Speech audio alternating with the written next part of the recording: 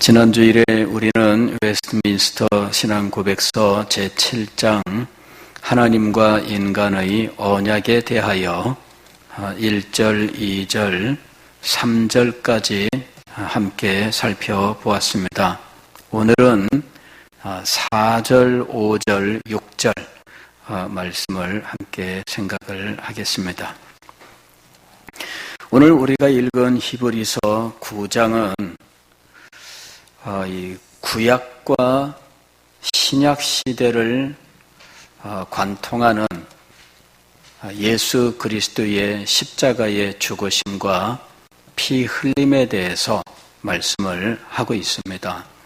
그러면서 구약 시대에도 이 양의 제물의 피 흘림, 죽음과 피 흘림이 있었고, 또 신약 시대에도 예수 그리스도의 죽으심과 피 흘림이 있었다, 이렇게 말씀을 합니다.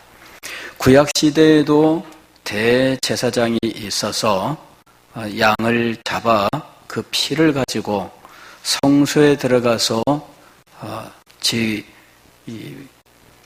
법궤 시은좌에다가 이 피를 뿌리며 백성들과 자신의 죄를 속죄하는 일이 있었는데, 예수 그리스도께서 대제사장이 되셔서 자기의 피를 가지고 성소에 단번에 들어가셨다, 이렇게 말씀을 해요. 그러면서 이 모든 것은 예수 그리스도의 죽음으로 말미암아 그 유언이 집행되는 것으로 말씀을 하고 있습니다. 오늘 16절 말씀을 보면, 유언은 유언한 자가 죽어야 되나니 유언은 그 사람이 죽은 후에야 유효한즉 유언한 자가 살아있는 동안에는 효력이 없느니라. 여기 유언이라고 하는 말은 거기에 지금 작은 일자가 지금 적혀 있습니다. 성경책에 말씀하는 거예요.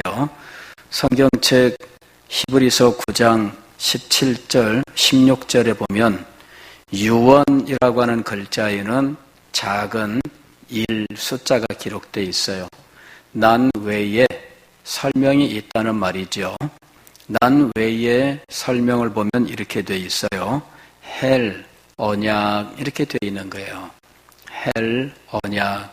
이 말은 무슨 의미냐면은 헬라어로는 언약이라는 말과 유언으로 번역한 이 말이 실상은 똑같은 단어라는 의미예요.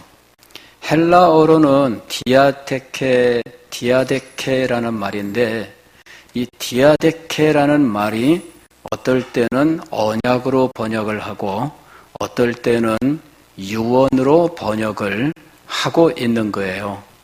그러니까 헬라어 원어 성경으로는 시종일관 디아데케라고 하는 용어밖에는 없어요. 그런데 우리말로 번역할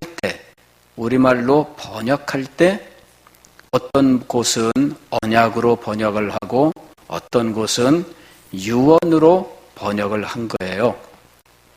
원래 이 계약을 의미하는 헬라어 단어는 따로 있습니다. 순데케라고 하는 말이 있어요. 이 순데케라고 하는 이 말이 원래는 계약을 의미하는 말입니다. 그런데 이 계약이라는 용어 순데케를 쓰지 않고 디에데케라는 말을 사용한 이유는 무엇인가? 그것은 구약 성경에 언약이라고 하는 히브리어가 베리트라고 하는 용어가 있는데, 이 용어가 헬라어 구약 성경, 즉 70인역이라고 부르는 헬라어 구약 성경으로 번역될 때, 그때 번역자들이 신데케라고 하는 헬라어 단어를 쓰지 않고 디아데케라고 하는 헬라어 단어를 사용하였고, 그것을 신약 성경이 그대로 받아서 사용하고 있다 하는 것이에요.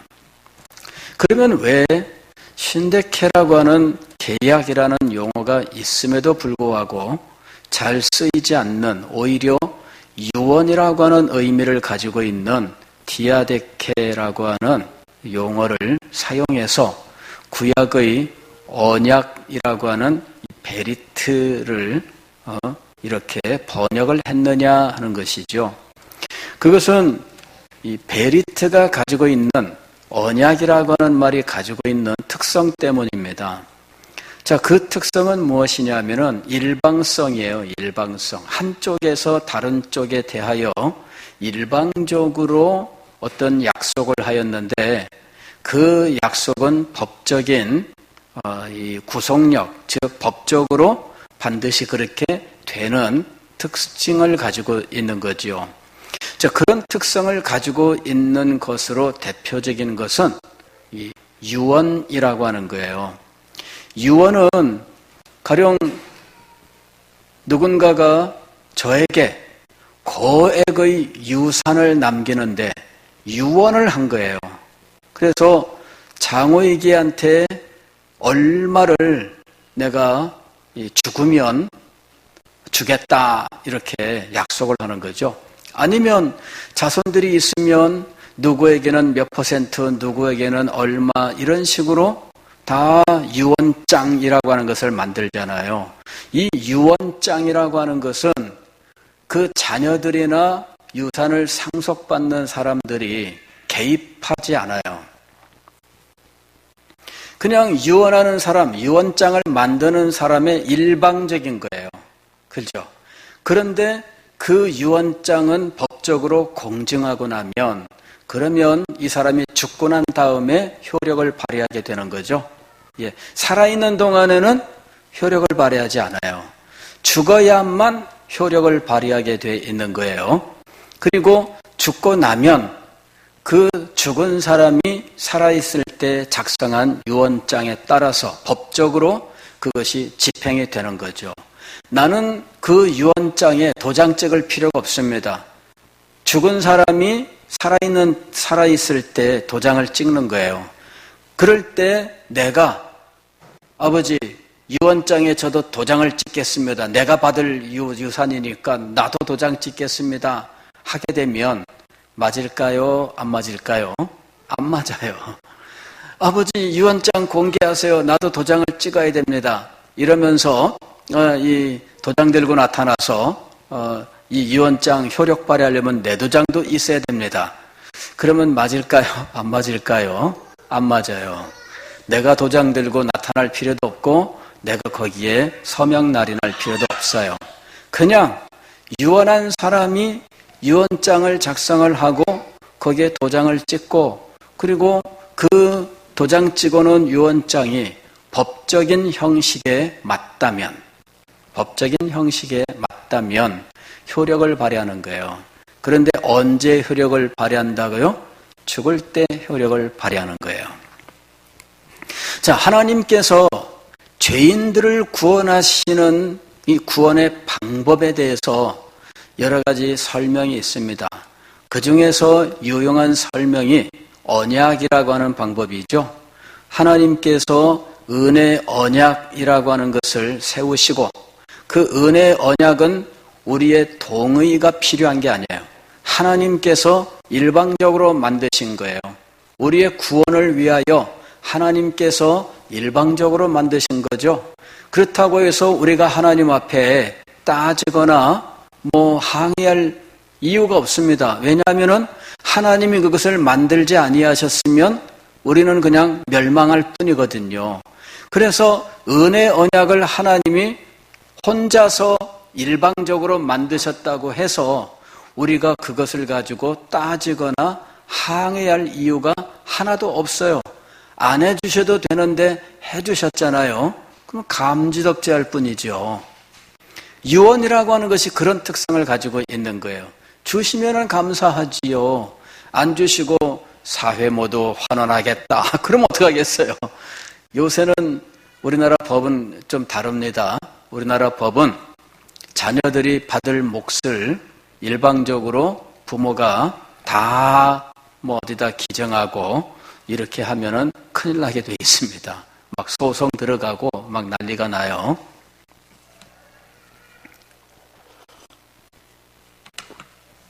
옛날에 어떤 분이 저한테 와가지고 목사님, 제가 어디에 땅이 있는데 그 땅에다가 기도원을 좀 같이 하지요 하고 와서 저한테 이야기를 했어요. 물론 뭐 진지하게 와서 말했다고 보기는 어려워요. 그런데 제가 그 이야기를 했어요. 그 마음이 진짜면은 그러면은 아들 동의를 받아가지고 오세요.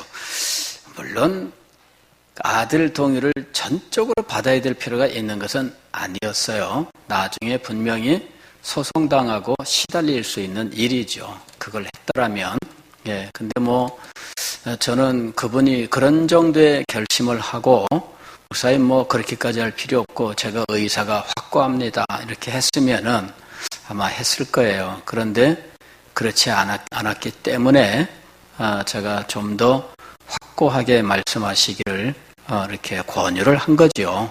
예, 제가 뭐 사실 욕심을 부렸다면은 막 그 말을 듣고 난 다음부터 막 그 일을 꾸미느라고 뭐 막 그랬을지 몰라요. 그런데 저는 사실 그런데 욕심을 내는 사람이 아니었기 때문에 그러면은 뭐 확실하게 의사 표명을 하면서 하자고 했으면 아마도 뭐 했을지 모르겠어요. 그거는. 예, 그런데 이제 그렇지 않았거든요.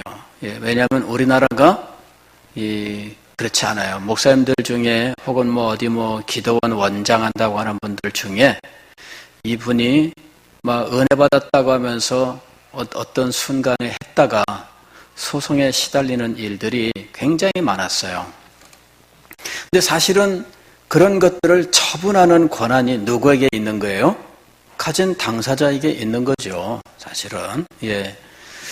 근데 이제 이 유언이 바로 그런 거예요. 그리고 하나님이 우리에게 하신 언약, 이 축복의 약속 같은 것들이 바로 그런 특징을 가지고 있는 겁니다. 아무런 자격이 없어요. 그것을 받을 만한 아무런 자격이 없는데 하나님께서 주신다고 하시는 거예요. 그러면 우리 입장에서는 뭐라고 해야 돼요? 아이고 하나님 감사합니다. 감지덕지입니다. 그럴 수 있는 거지. 하나님 그거 나랑 상의 않고 일방적으로 그럴 수 있습니까? 이렇게 말하면은 사람들이 다 저 사람이 정신 나갔지. 하나님이 주신다고 하면은 언론 받지. 뭘 또 이상하게 따져. 언약이 바로 그런 특성을 가지고 있는 거예요. 예, 그래서 유언이라고 하는 것과 그 성격이 같기 때문에 번역할 때 어떤 용어로 번역을 했다고요? 유언이라는 의미를 가진 용어를 가지고 번역을 한 거예요. 다만 우리는 신학적으로는 유언과 똑같지 않기 때문에 언약이라는 말로 이것을 표현하고 있습니다.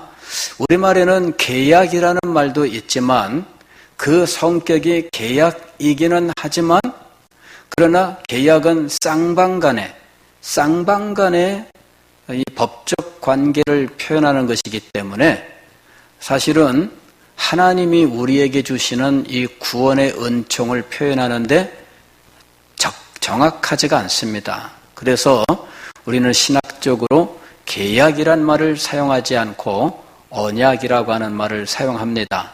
그러나 어떤 사람들은 행위 계약, 또 은혜 계약 이런 말들도 사용하고는 있어요. 그러나 좀 더 정확하게 한다면 계약이란 말보다는 언약이라는 말로 이제 구별하는 것이 좋다 하는 것입니다. 그래서 지금 여기에 보면은 언약, 유언 이렇게 말이 등장하는 거예요. 그런데 첫 언약, 둘째 언약 이런 말이 히브리서 9장에 등장을 해요. 첫 언약은 가만히 보면은 구약을 가리키는 것이에요.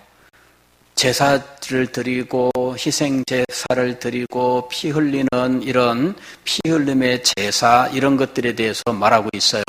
그리고 둘째 제사를 이야기하고 있는데 두 번째 언약을 이야기하고 있는데 이것을 새 언약이라고 불러요.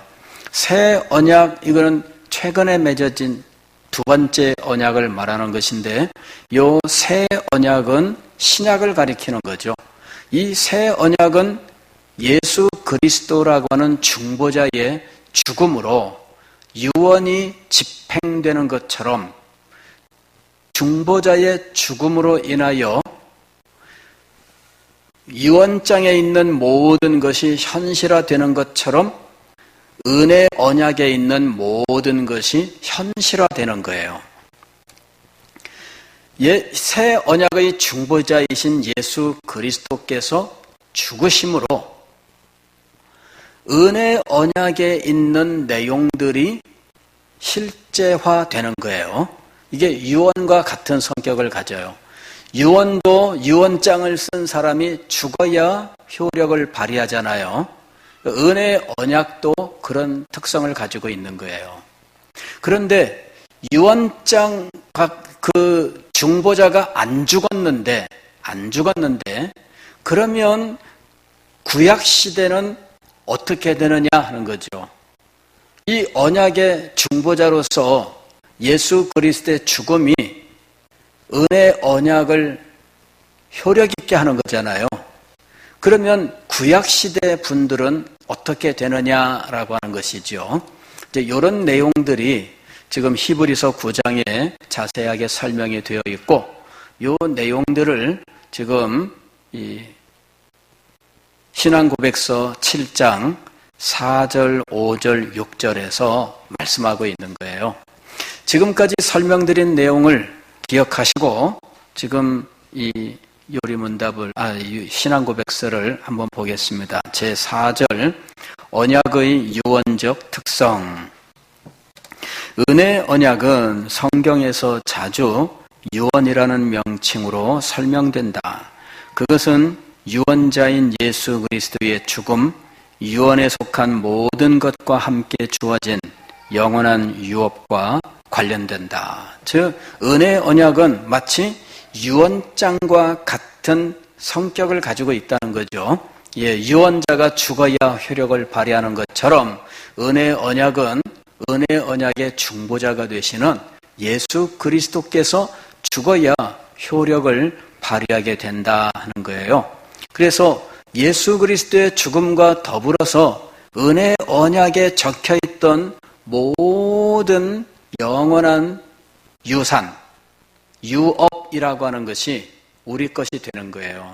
죄사함과 또 하나님의 자녀가 됨과 그 나라의 백성이 되고 또 하늘나라의 유업을 상속받고 하나님 앞에서 한없는 기쁨과 즐거움을 누리는 이런 모든 이 영적인 축복들, 그리고 장차 우리의 영원한 이 복락들, 이런 것들이 예수 그리스도의 죽음과 더불어 우리의 것이 된다라고 하는 것이죠. 이런 유언적 특성을 가지고 있다라고 하는 거예요.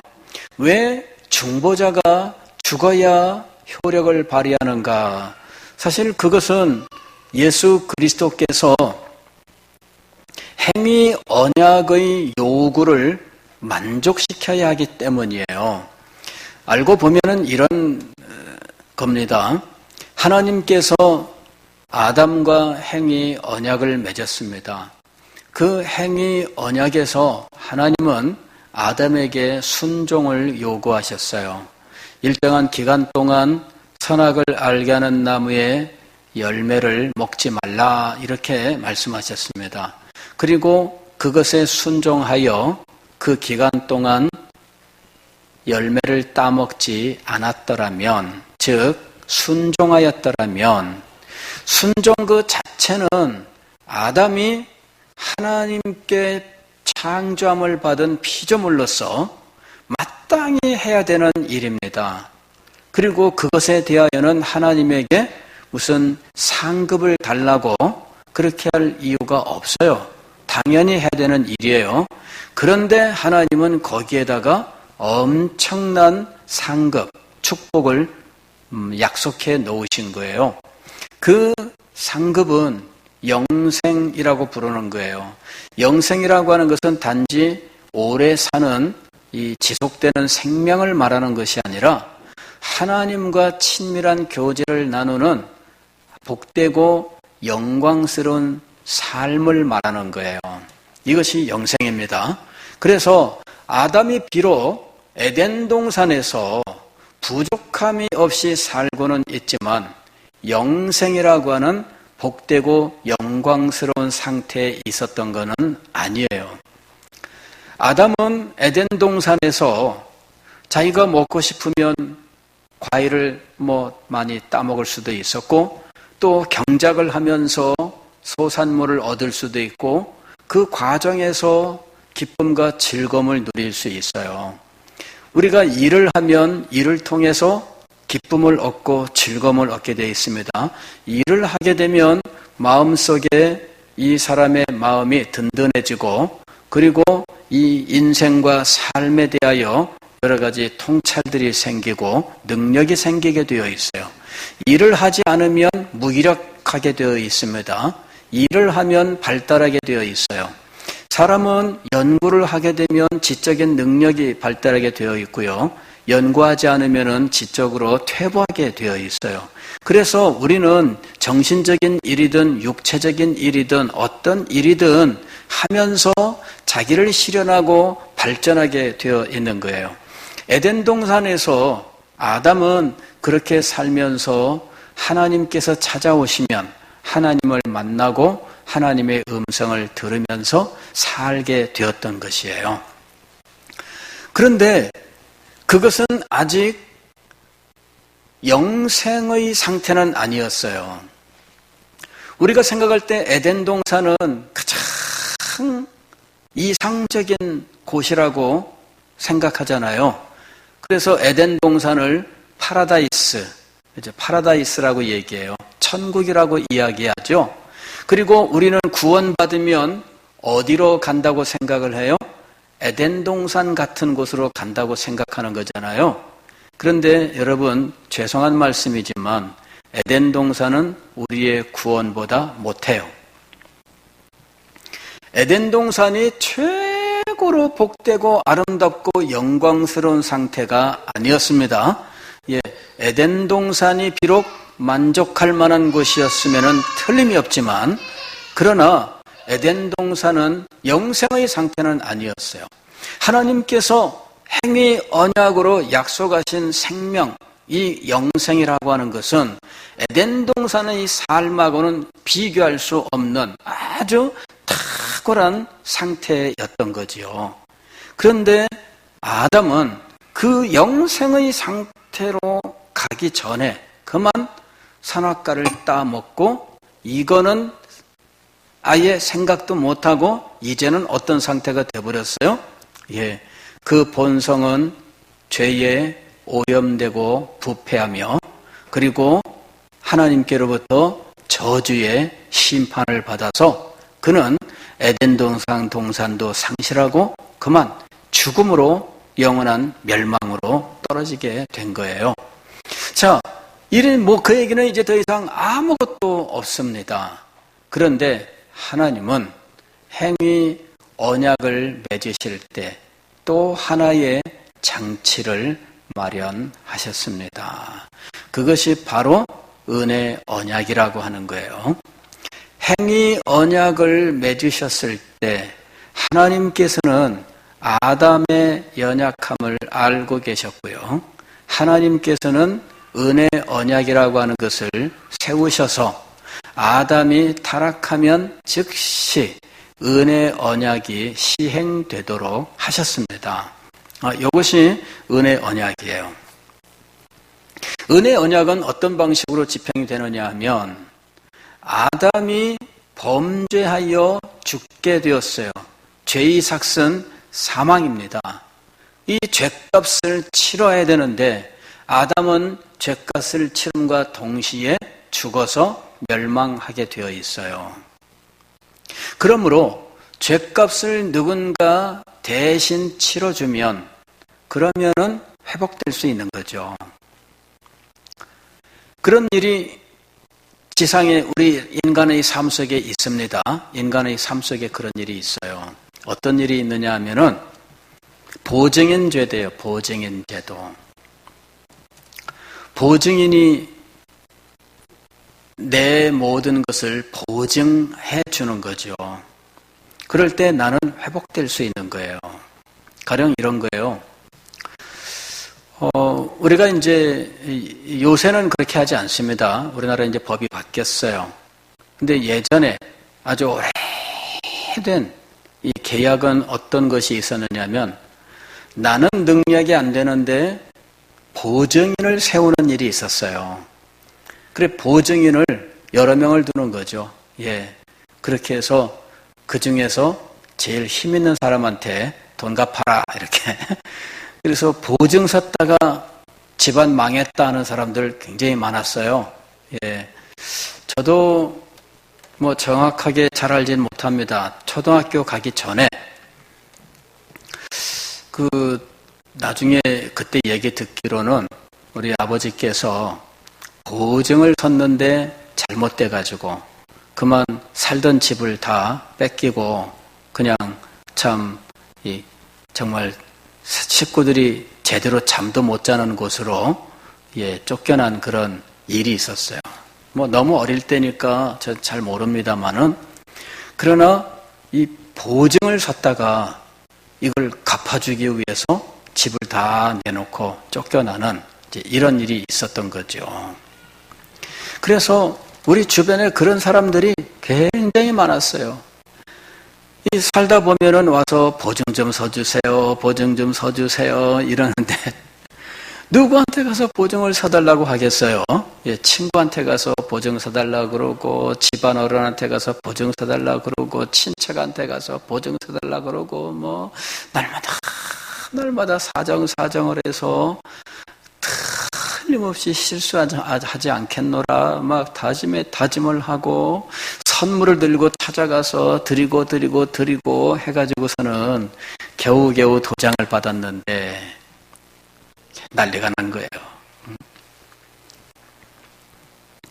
도망간 사람은 나중에 잘 살고 보증 선 사람은 그 자녀들 때까지 뭐 난데없이 그냥 고생하고.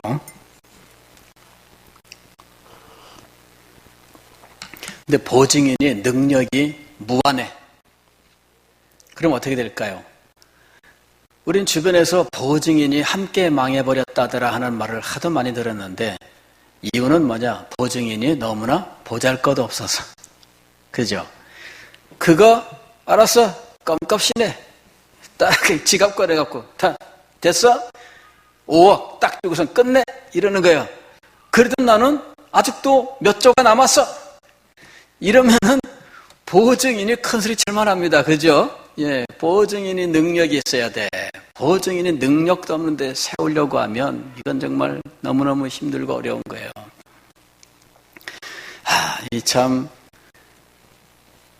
근데 여러분, 우리 하나님께서 행위 언약으로 말미암아 파산한 이 인생들을 구원하기 위하여 하나님께서 보증인을 세워서 다 갚게 하셨어요. 그런데 이 보증인은 그걸 갚고 나면은 죽고 끝나는 보증인이 아니야. 이게 이 은혜 언약에서 결정적으로 중요한 거예요. 이 보증인은 하나님의 아들이에요. 이 보증인은 생명 그 자체이신 분이에요. 그래서 이분이 우리 죄인들의 죄값을 딱 갚는데 그 정도? 그거는 껌값이야. 얼마야? 탁 하고 지갑을 꺼내시는데 죽음입니다. 죽음? 알겠어. 내가 십자가 위에서 죽으면 되는 거지? 죽었어요. 그러면 모든 게 다 끝날 줄 알았는데 사탄은 그렇게 생각했어요. 그래서 이 사탄이 예수님을 죽이려고 한 거예요. 예수님만 죽이면 다 끝나는 줄로 생각을 한 거예요. 그랬는데 예수님은 십자가 위에서 죽고 무덤에 장사 지낸 바 되었는데 이게 웬일입니까? 사흘 만에 다시 살아나신 거예요. 할렐루야. 우리의 보증인은 빚을 갚고 망해서 이러는 분이 아니에요. 빚을 갚고도 남는 분이에요. 남는 그것은 오히려 우리에게 다 더해 주신 분이에요. 이게 놀라운 거예요. 죄의 값을 갚으셨어요. 그리고도 남아서 우리에게 무엇을 주셔요? 의를 주시고, 하나님은 우리를 의롭다 하시고 나중에 온전히 의로운 존재로 새 창조하셔요. 의로운 존재로 새 창조를 하셔요. 지금은 우리가 새 창조가 완전해진 상태가 아닙니다. 아직 우리는 의롭다고 인정은 받았지만 의롭게 된 상태는 아니에요. 그러나 후에는 구원받을 충만한 자들의 숫자가 들어오게 되면은 하나님께서 이 세상을 닫으실 거예요. 이 세상은 옛 세상이에요. 옛 창조에 속하는 곳이에요. 그러나 옛 창조가 끝나고 나면 하나님이 새 하늘과 새 땅을 창조하시고 우리의 죽을 육체까지도 새로운 육체로 창조하셔서 우리를 온전케 하시고, 아담이 에덴 동산에서 행위 언약을 순종하여 가게 되었을 그 복되고 영광스러운 곳으로 우리를 인도하시는 거예요. 그것이 구원의 완성입니다. 그래서 우리가 구원을 받았다고 하여 에덴 동산과 같은 곳으로 가는 것이 아니다라고 하는 것을 분명히 알아야 돼요. 우리가 성경적 세계관을 이야기할 때 창조, 구속, 회복이라고 하는 이런 도식을 이야기합니다. 창조되었으나 타락하여 상실한 자들을 하나님이 구원하셔서 회복하신다 이랬는데, 사실 이 회복은 정확한 것이 아니에요. 회복이라 그럴 때는 아담의 상태, 즉 아담이 무죄했던 상태, 에덴 동산에 있던 상태로 회복되는 것, 그게 회복이라는 것이지요. 그러나 구속 이후에 우리는 회복 상태로 가는 것이 아니라 새 창조의 상태로 가요. 그래서 아담의 상태가 우리가 갈 자리가 아니에요.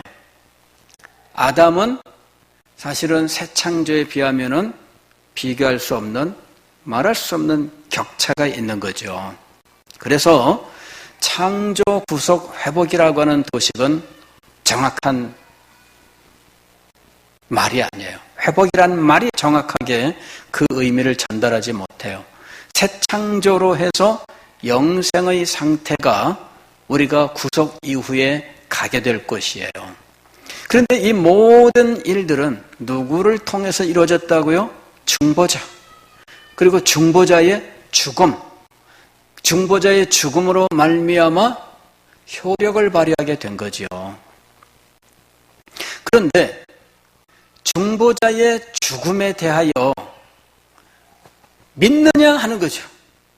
믿느냐. 중보자의 죽음을 믿지 않으면, 그러면 중보자의 죽음의 효력이 우리의 것이 되질 않아요. 이것이 은혜의 언약에서 우리에게 믿음을 요구하는 이유입니다. 믿음을 요구하시기 때문에 우리는 믿어야 돼요.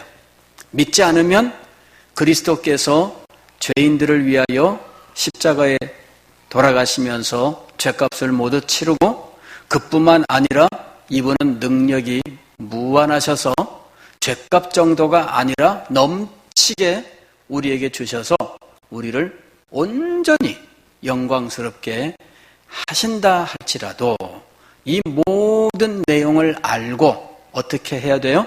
진심으로 내가 동의하고 그것을 소망하고 그것을 의지하는 일이 있어야 된다는 거예요. 이게 믿음이에요. 이게 믿음이에요. 알고 동의하고 또 의지하고 소망하는 거예요. 이것이 믿음이에요. 이것이 있어야 된다 그 얘기예요. 이것도 없는데 하나님께서 너 가져라 하면서 구원을 주시는가? 그렇지 않습니다. 이걸 반드시 하나님은 요구하시는 거예요. 그래서 우리는 이 놀라운 축복, 구원의 은혜를 온 세상에 전파해야 되는 거예요. 이런 놀라운 것이 있는데 말하지 않을 수 없노라. 어디 가서 사인만 하면은 1억 원을 준다더라. 근데 그게 진짜야. 그러면 이거는 누구든지 다 주니까 다 알려라 해가지고 이제 사명을 줬어요. 그리고 사명을 받은 사람한테는 이것을 전파하면 너한테는 더 큰 은혜와 복을 줄게, 이리 된 거예요. 그래서 사인만 하면은 복을 준다, 1억 원을 준다는 이 소식을 들고 가서 전하는 거죠. 그랬더니 사람들이 안 믿어요. 진짜야? 진짜지. 너나 받아 먹어라. 너나 받아 먹어라. 이러는 거예요. 그게 복음이에요. 그게 복음이에요. 사인을 해야 돼. 읽어보고, 아, 정말 이 내용을 이해했냐? 그리고 이 내용을 진짜 네 마음속으로 인정하느냐? 그리고 그 내용에 적힌 대로 되기를 소망하느냐? 그리고 그것을 의지하느냐? 사인. 그러면 오는 거예요.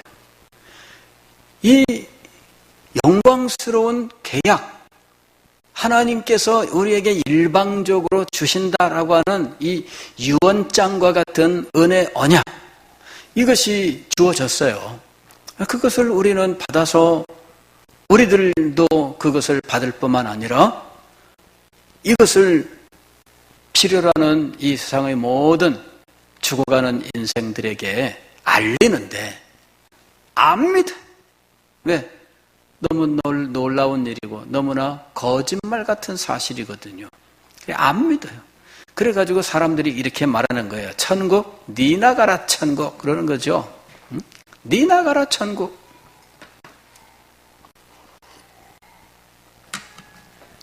그러면서 예수님 믿어야 간다고 말도 하지 마라, 뭐 이런 식으로 나오고 있는 거예요. 그런데 우리는 하나님께서 이렇게 하셔야 될 이유가 없는데도 우리를 사랑하시고 불쌍히 여기셔서 이와 같은 은혜 언약을 세우시고 이것을 우리에게 전파하시고 우리를 위해 대신 죗값을 치르시는 중보자를 믿고 의지함으로 은혜의 언약에 기록된 모든 축복들을 받아 누리게 하셨다는 것. 이 사실을 분명히 믿어야 돼요. 이 사실을 우리는 전파해야 돼요. 이것을 듣고 이 은혜와 축복을 받으면 좋고 안 받으면 할 수 없고, 그렇잖아요. 안 받으면 할 수 없고. 주님께서도 너희는 이스라엘 백성들의 집을 찾아가서 복을 빌되 그 사람이 복을 받을 만하면 받을 것이고 받지 못할 것 같으면 어떻게 된다고 하셨어요? 너희가 빈 그 복이 너희의 것이 될 것이다. 야, 그러니까 우리는 마음껏 복을 빌고 우리는 마음껏 복음을 전파하는 거예요. 그리고 이 사람들이 복음을 받아 구원을 받으면 좋고 이것을 받아들이지 아니하면 전파하는 우리에게 또 더 큰 은혜가 임하게 되니 좋고 얼마나 좋은 일인지 몰라요. 이것이 지금 구약과 신약이라고 하는 이름으로 우리에게 알려진 거예요. 구약과 신약, 이 이름으로 우리에게 알려졌고 우리는 구약과 신약이라고 하는 이 하나님의 은혜 언약을 우리가 받고 그 내용을 소상하게 파악을 하고 그 내용을 마음속에 믿고 의지하면서 간절하게 소망하며 살고 있는 거예요. 그럴 때마다 이 은혜 언약을 우리에게 세워놓으신 그 하나님께 대하여 말할 수 없는 감사 찬양이 넘쳐나는 겁니다. 세상에 이렇게 놀라운 것을 아무런 대가 없이, 아니 오히려 독생자를 희생시켜 우리에게 주시다니 얼마나 놀라워요. 그래서 우리는 그 하나님을 사랑하고 그 하나님을 의지하면서 하나님께 모든 것을 바쳐 살아가고 있는 겁니다. 이 놀라운 은혜의 언약을 풍성하게 받고 그 언약의 축복으로 살아가는 우리가 될 수 있기를 주의 이름으로 축원합니다. 기도하겠습니다.